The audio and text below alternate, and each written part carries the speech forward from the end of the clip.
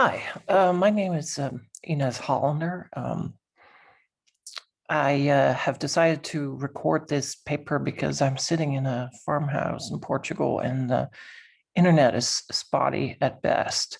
So I thought this was a safer option. I have one caveat, and that's I have a dog in the background who's recovering from surgery. So if you hear a lot of sighs or groans, it's not my audience, it's my dog recovering. I want to open my paper with a quote by Henry Miller himself. He said, "I have observed that more often than not, the author of an obscene work is a man of truth. Frequently, he has employed his objectionable licentious language in order to expose the evil of our ways. His truth comes as a shock because truth always goes naked," unquote. Now, my paper is called "The Cancel Culture of Kate Millett. Was it justified to write Henry Miller out of the canon?"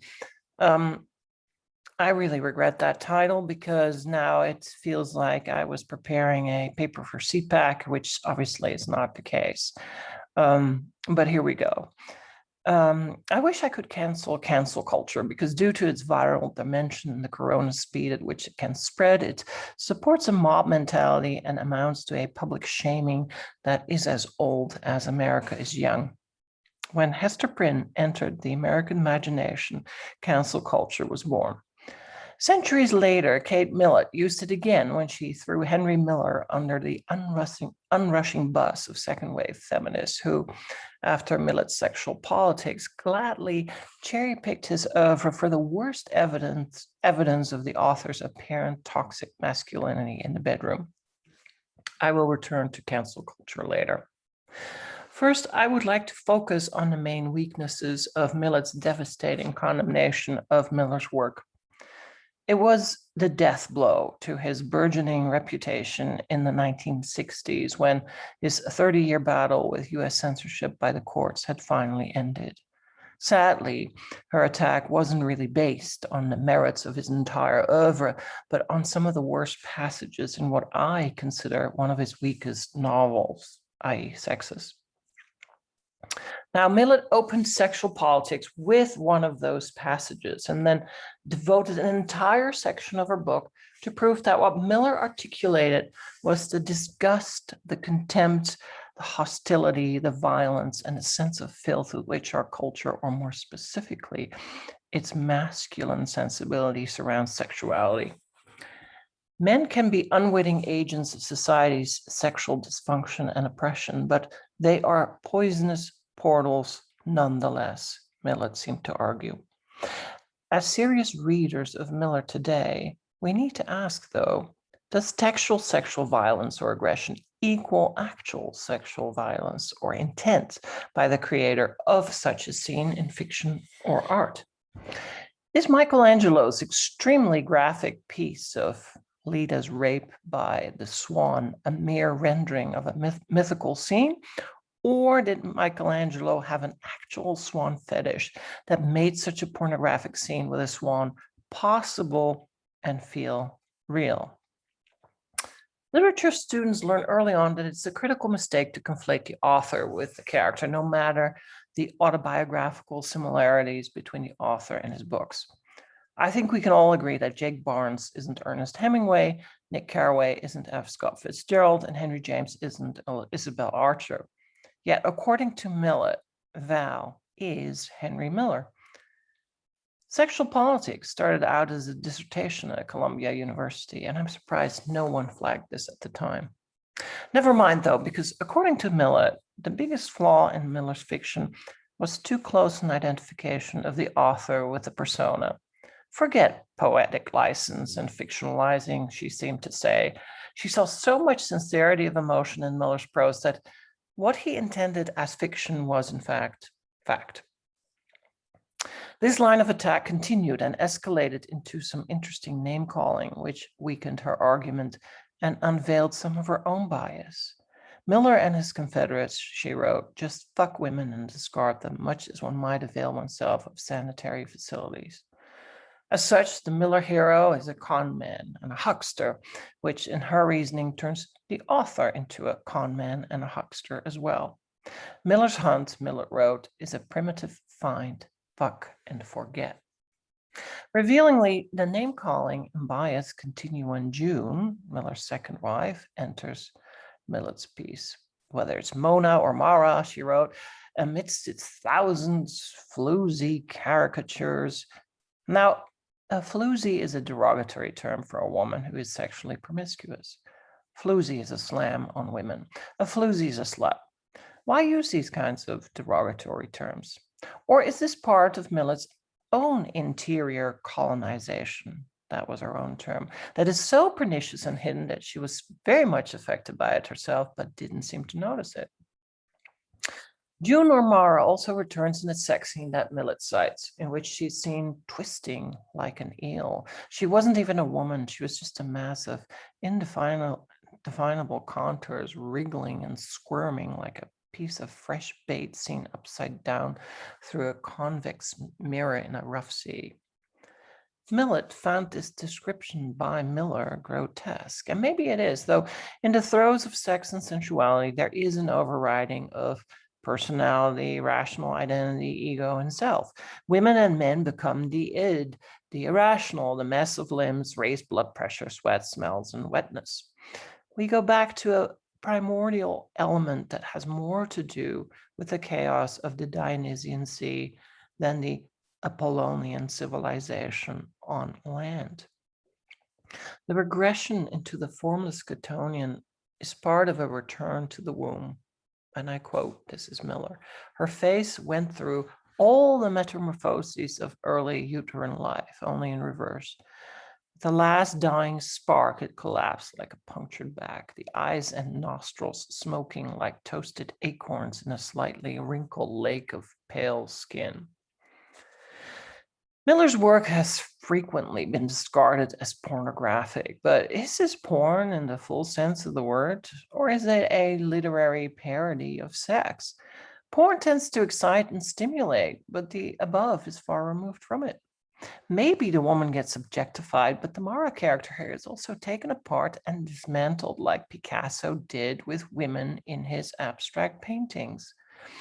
It may not be pretty, but it's definitely literary, and dare one say, art? And if it's art, can it ever be considered obscene or sexist or against the law, judicial or otherwise? Now, next, Millett transitioned to the Marxist part of her critique by claiming that in Miller's oeuvre, women are mere commodities that serve men. Miller, she said, preserves his masculinity by swindling and cunt.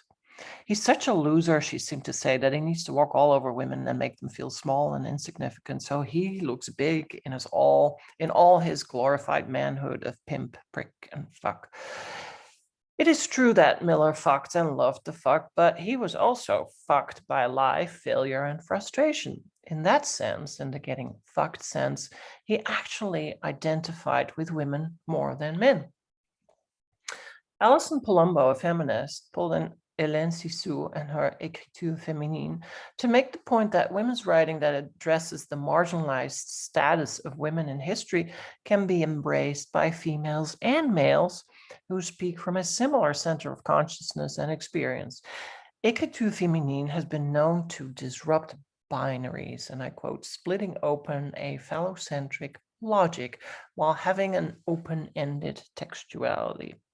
In addition, Palumbo felt that Miller assigns the female body as a form of everybody, nothing less than the role of everything, of possibility. Sex becomes a metonym for the marginal, the place in writing where there are no limits, exclusions, or constrictions to thought, unquote. I doubt Millett ever read Crazy Cock, as it wasn't available in print at the time, but in that book, the Miller alter ego lives with two powerful, overbearing, and even crazy women. He gets humiliated and emasculated. The patriarchy, Millett reminded her reader time and again, is about power and control. In Crazy Cock and most of Miller's life, there was a complete lack of power and control. He was dependent on the women in his life, sexually and financially, and as such, always wrote from a place of vulnerability. June, And Anaïs Nin, Miller's longtime lover in Paris, knew all about this. They didn't only hold the purse strings, but they were also his biggest enablers. More importantly, they commented on his sexual vulnerability. Miller was far from the alpha male in the bedroom, but shy and quite passive in bed. Thus, both June and Nin seemed and needed to set the agenda in bed, since Miller himself would refrain from doing so. Henry, Nin wrote, is sexually passive. It became clear to me today that what bewilders him is what he was accustomed to June, is that he was accustomed to June always mounting him, June and the horse, and that I, being thoroughly Latin and sexually passive, I never lead, I wait for his pleasure. And Henry is not used to this, having to take the responsibility of his desire, unquote. Studying all of Miller's work and having written a manuscript about it, which I'm still seeking a publisher for, I believe that Miller writes from a woman's point of view, a marginalized position in society, yet uses a masculine and by extension toxic language to describe this experience, because that's the only language he knew. It was the language that offended and was censored, and subsequently also seized on by feminists as being sexist. Miller's intent, however, was far from sexist, but anarchic and Dionysian. The shock and alienation being much like the shock and alienation a comedian can trigger when breaking through a taboo. But Millett's mind was made up, even though Miller has written quite affectionately and romantically even about prostitutes. Kate Millett held on to her Marxist argument, saying that every woman was close to a whore to him. She even called him out for converting the whore into a curious vessel of intermasculine communication, rhapsodizing in Tropic of Cancer, all the men she's been with, and now you, the whole damned current of life flowing through you, through her, through all the guys behind you and after you, unquote. Millett interprets this as peculiar, that is, the thought of hunting other men's semen in the vagina of a whore, the random conduit of this brotherly vitality, unquote. In her reading, this passage almost morphs into a form of gang rape, which is not how everyone might read it. On the contrary, there's an electrical connectedness with the woman and other men, and if anything, it humanizes them all as they're going through and sharing the same experience. In fact, would it be far-fetched to say that if you take the idea of an objectified prostitute out of it, Miller was echoing Whitman's "I sing the body electric"? And I quote, "I sing the body electric. The armies of those I love engirth me, and I engirth them. They will not let me off till I go with them, respond to them, and discorrupt them, and charge them full with the charge of the soul." If anything, Miller was channeling Whitman, and he understood Whitman, hailing him as someone who, way ahead of his time, understood the fluidity and duality of sex and gender. He saw them, Miller wrote, as equals. He raised their manhood and their womanhood. He saw what was feminine in man and masculine in women. He has been slandered because he proclaimed the duality of sex in all of us. In his deepest being, man will always be complete. This is man and woman, both. However, Millett's final verdict was brutal. Miller, she said, bringing down the hammer, looks on woman in a surrealist dream and sees a knot with a mask between her legs and knows one crack is good as another. Cunt may be lobotomized earthenware, but behind every slit is danger, death, the unknown, the acceleration of the chase, and in Miller's genito-urinary system, the sexual comfort station is a pay toilet whose expense is great enough to constitute its own reward. Aside from the curious fact that this is a second instance where Millett compares copulation with urination, I believe, and in Miller's defense, would like to argue that the portrayal of the unmentionable banality and ugliness of bodily functions in sex in particular was both Miller's point and literary flourish. Miller delighted in the ugliness of the bodily functions, John Aldrich wrote, because it was for him an affirmation of the vitality of life at a time when the forces of technology were hard at work, regimenting, purifying, and intellectualizing life out of experience, unquote. And remember, as Miller said also, without dung, we cannot have angels. At the same time, we cannot be blind or ignore the apparent misogyny and sexism of Miller's novels. They will remain a lasting stain on his work. And while more than a footnote to his legacy, it should not have been the all-encompassing story, as Millett would have you believe. In the current sound and fury of the gender wars of Me Too, trying to defend Miller is an almost impossible task. And maybe this was also why, shortly before his death, the novelist Philip Roth, who was clearly indebted to Miller, stopped short of apologizing for the sexual content in his books. He argued that he'd been a mere camera eye, a channeler of men's shameful desires and the undauntedness of obsessive lusts. Trying to be as uncompromising as he could, he admitted he had stepped inside the male head and reality and basically concluded that sex and the sex drive is a form of lunacy.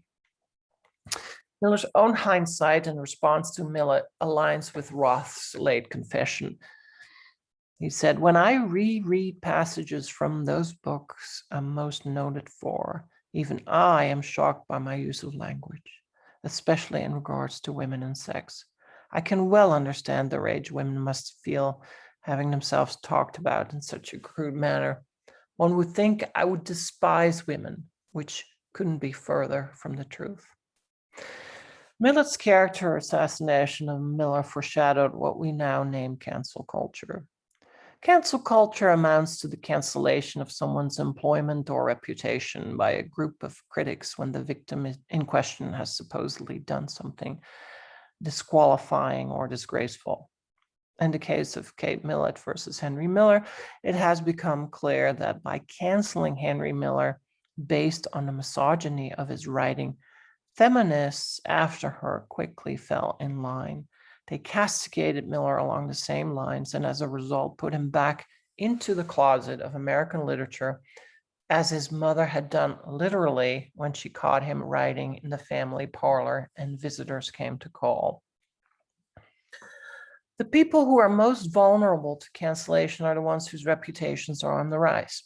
In Miller's case, his reputation was very much on the rise when Sexual Politics was published. After almost 30 years of US censorship of Miller's work, his reputation had started growing steadily again due to the Beat movement and the 60s climate of free love and free speech.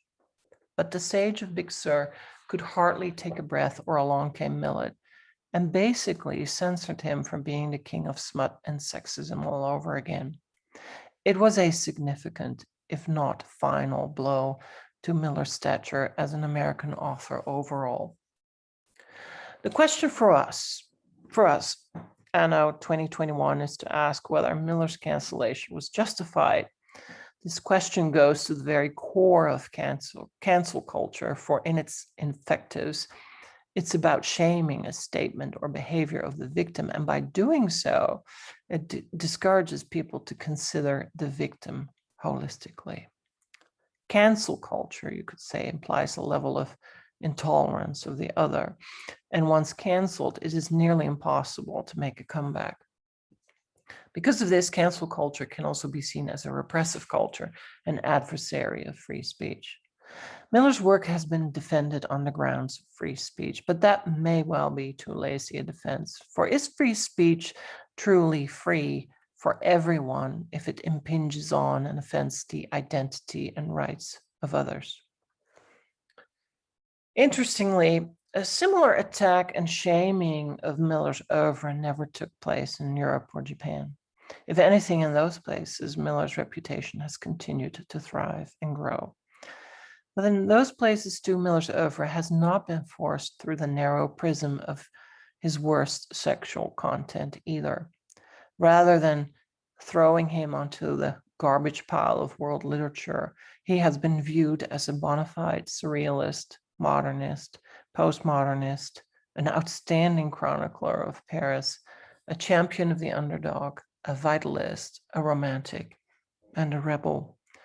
And so Miller's fate now still lies between cancellation and canonization, even though Miller himself couldn't care less. I don't write to be understood. I write to make myself felt as a force, but principally I write out of the sheer joy of writing, he wrote in the Hamlet letters. And if I'm without a country, at least I have found the world. I belong to the wide world now and henceforth. Amen. That may be a little hard for America, but it's swell for me. And that ends my paper. I want to thank you for listening.